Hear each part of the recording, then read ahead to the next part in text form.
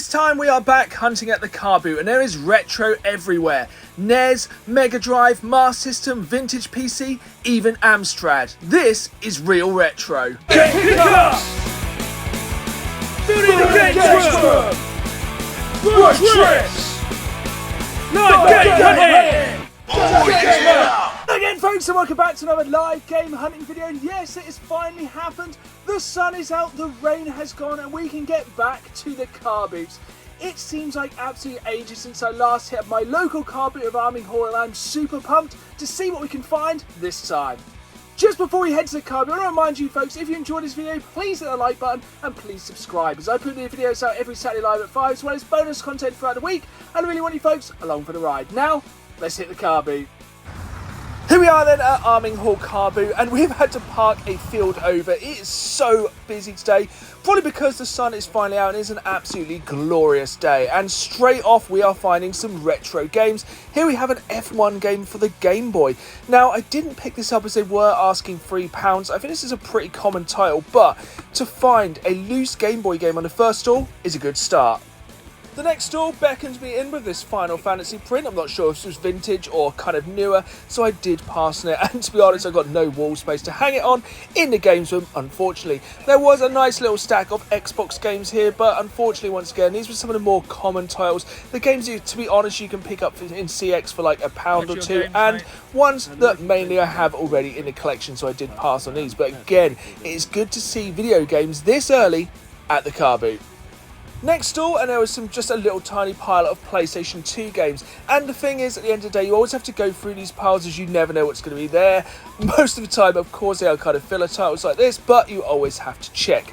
Now, I think I've made a decision recently. I think I am going to start collecting WWE figures.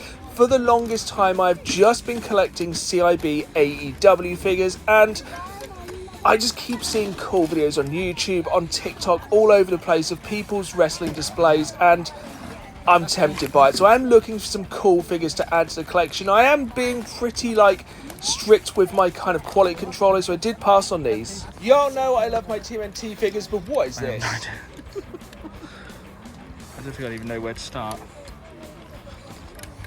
That turn? No, I have no idea. You always have to check through these little piles of Xbox 360 games. You never know if it's going to be like a Minecraft, or even some of the Call of Duty games are trading in really well for that CX credit, but nothing here, unfortunately.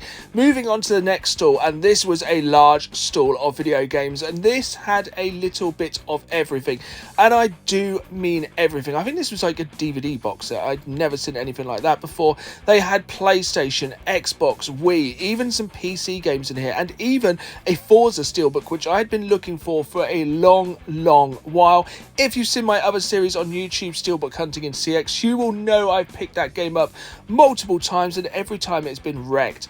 But the best thing about these stalls like this is building a bundle, because at the car boot, some people are just looking to get rid of games, and if you can make a bundle from stalls like this, which just have absolutely piles of stuff, you can get yourself a bit of a bargain. And one thing that I'm seeing less and less of at car boots is big box PC games.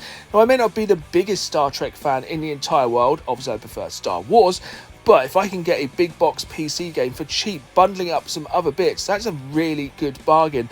And sometimes stalls like this can be really overwhelming. There is a lot of stock here, and a lot of these games are kind of your filler titles. The games that would trade into CX for like 5-10p, sometimes even 1p, but these are the kind of stalls you want to pick through and really find the hidden gems, because this is where you will find them.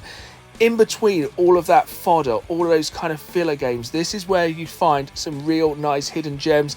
I didn't really find anything this time that blew me away. You can see I picked up a PlayStation 1 demo disc here, which this one really struck me. You'll see in the pickups at the end of the video, this game had some games which I vividly remember playing on this demo. But I just love going through stalls like this, because at the end of the day, you never know what you're going to find. This same seller had some more premium bits laid out on their table. They had some plug and play, some graphic novels, some of the more high-end titles from their game collection, but I had managed to build myself a nice little bundle deal here, so make sure you stick around for the pickups to see how much value I got. What I love about the Carboot is you never know what is just around the corner. Here we have classic Carboot fodder, your clothes, your cuddly toys, your bits like that. But on the very next stall, we hit the absolute motherload of retro. And I'm talking proper retro. We've got PlayStation 1 games here, NES games, Master System games, Mega Drive games, and all of these in absolutely amazing condition. But here is one of the things about looking for retro at the Carboot. Sometimes this can be slightly overpriced. Like this PlayStation DualShock was actually a really good price. I think he was asking £60 for this.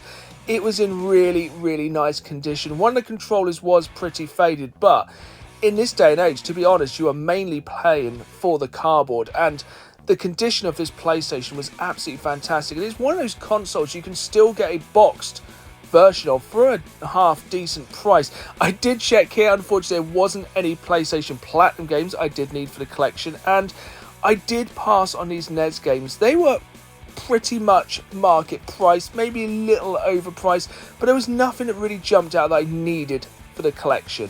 Like, these are all fairly common NES games, all games I already have in the collection, but it's cool to see some real retro at the Carboot. I'm used to seeing a lot of like Xbox 360, PlayStation 3, Xbox, PS2, stuff like this, but it's not very often you see box complete, really nice condition retro. So if nothing else, it was super cool to see this. Even some like American Mega Drive games. We were jokingly saying how like some people are a little bit snobby and will not buy Genesis games. I myself do not care if it's Mega Drive or Genesis. This was an absolutely amazing stall. Sadly, I didn't pick anything up, but it's good to see some real retro at the Carboot. Some more Xbox 360 games here, and a fishing game of all things. But let me know if you know in the comments down below, did they ever release a fishing rod controller for the Xbox 360? These fishing games are a real guilty pleasure of mine, and I'd love to play one of these on the Xbox 360.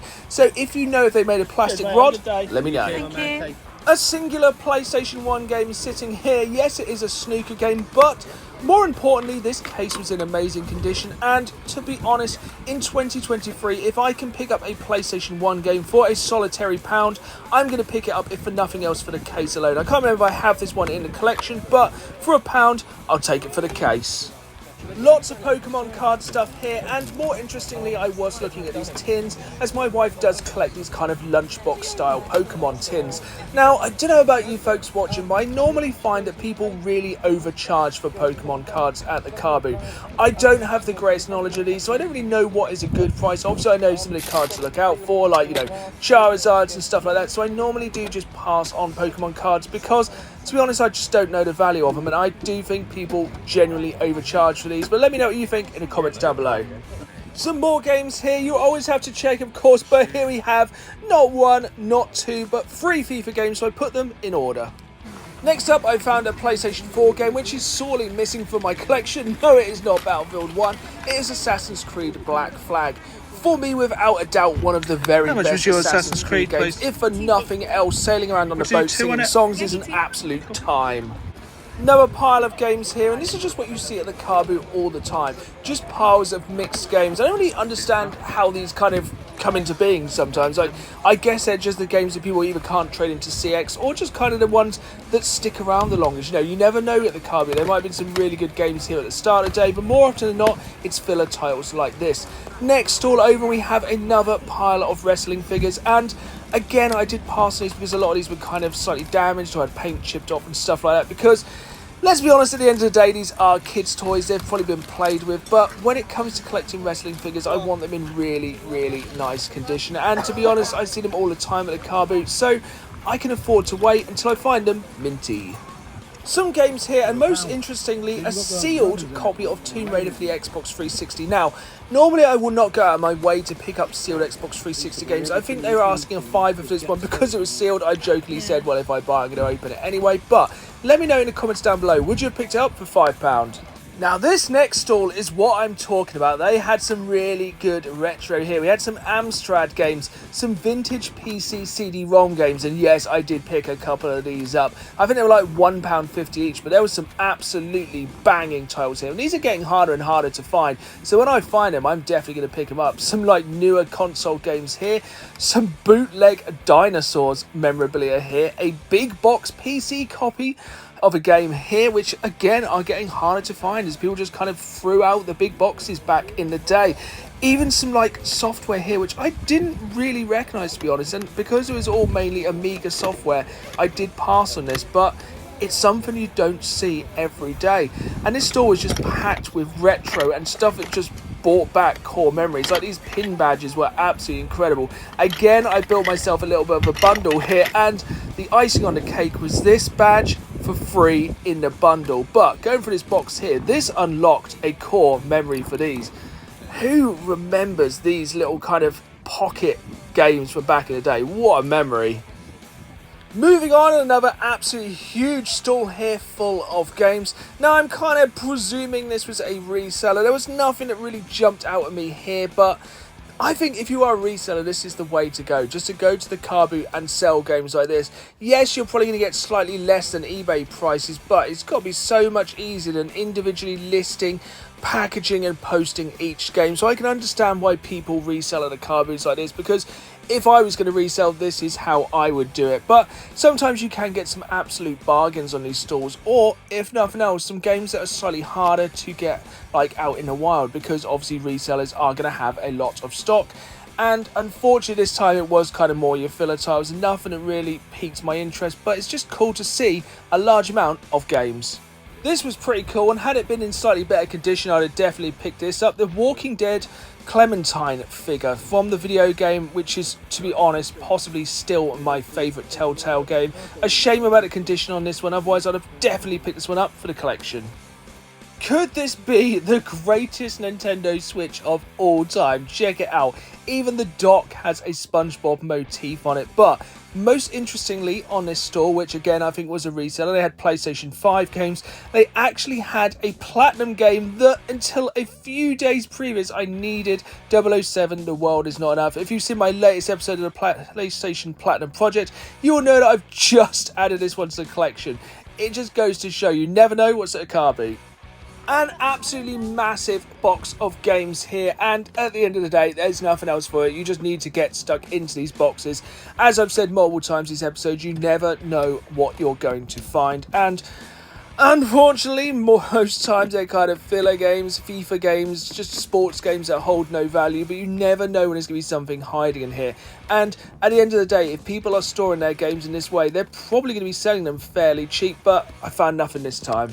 So there we have it. That was another amazing Sunday morning at the world's greatest car boot here in Arming Hall, just outside of Norwich. Now let's take it back to the games room for those awesome pickups. Here we are then, back in the games room, and that was an absolutely awesome car boot. Everywhere I seem to go today, there was just awesome retro. It doesn't happen all the time, but you love it when it does. Even though a lot of the stuff was a little bit overpriced today, I still managed to pick up some awesome bits for the collection. Let's get straight into the pickups then. And first off, we have this little bundle I picked up here from one of those bigger stalls at the start of the car boot for £6 for these free items. And first off, we have this PlayStation 1 demo disc, and I love these demo discs. Back in the day, I always used to get official PlayStation magazine every month for I think it was about £5, and you got to play loads of great games. And the game I remember playing the most on this one was Theme Hospital.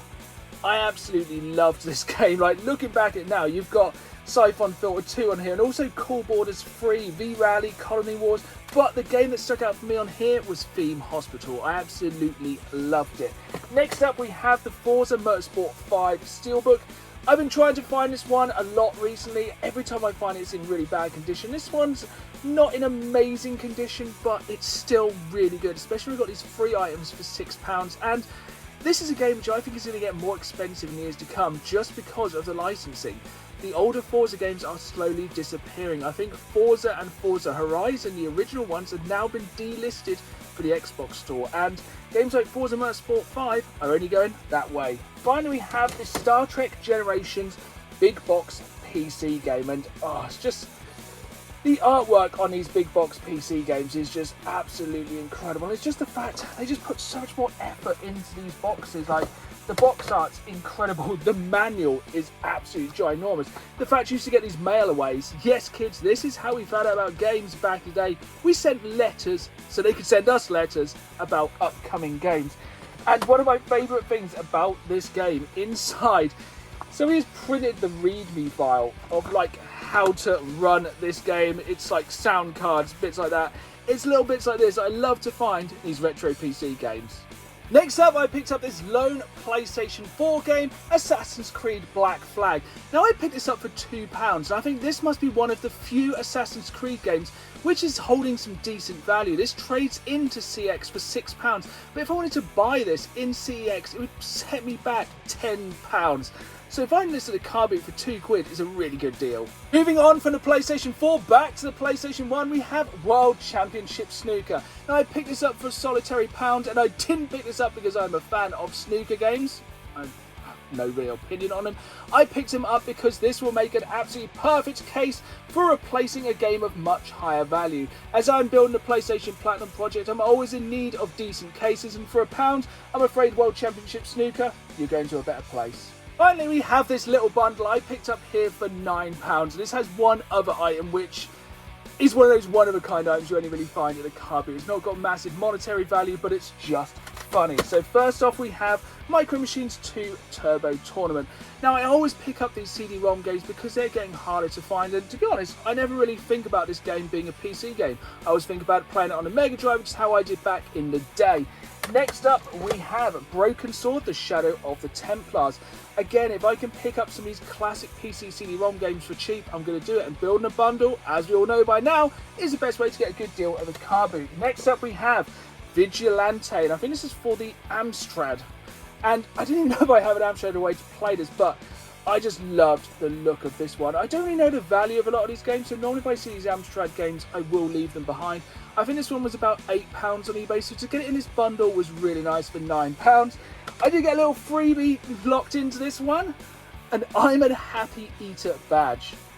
When I was younger, whenever we went on a road trip, we would always stop at Happy Eater to eat. I think we'd always get one of these and like a lollipop at the end of the meal, and for me, this just unlocks such a nice nostalgia.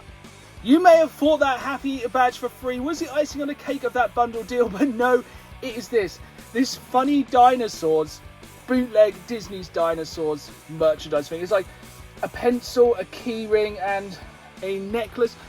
This is like the most bootleg thing I've ever seen, and just reminds me that the early 90s for like licensed merch was a crazy place. And only at the Carboot could you find such weird, wonderful, one-of-a-kind items such as this. There we have it then, folks. That was another amazing Sunday morning at the Arming Hall Carboot, and I really don't think there is a better way to spend your Sunday morning than hunting for retro at your local Carboot. But let me know in the comments down below, what is your best retro find recently at your local Carboot? I hope you've enjoyed this video. If you did, hit that like button, subscribe, and as always, keep playing the game. See you all soon.